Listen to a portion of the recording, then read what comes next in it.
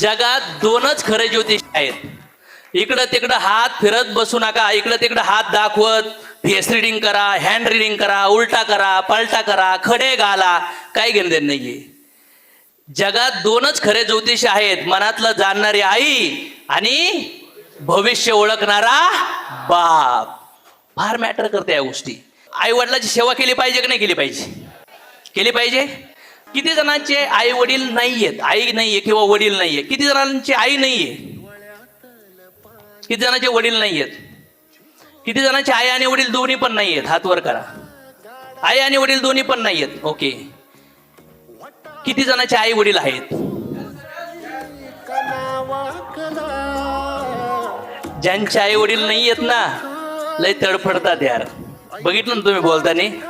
आणि ज्यांचे आई वडील आहेत ना, त्यांना त्याची व्हॅल्यू नाहीये.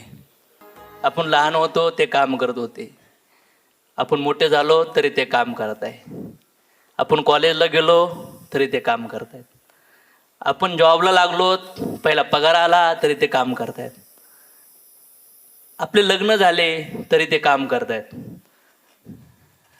आपल्याला बाळ झाले तरी ते काम करतायत. आज फार उतार वयात आहेत, त्यांचं कंबर दुखतंय, त्यांचे गुडघे दुखतात, दात पडायला लागले, चष्मा लागलाय, तरी पण ते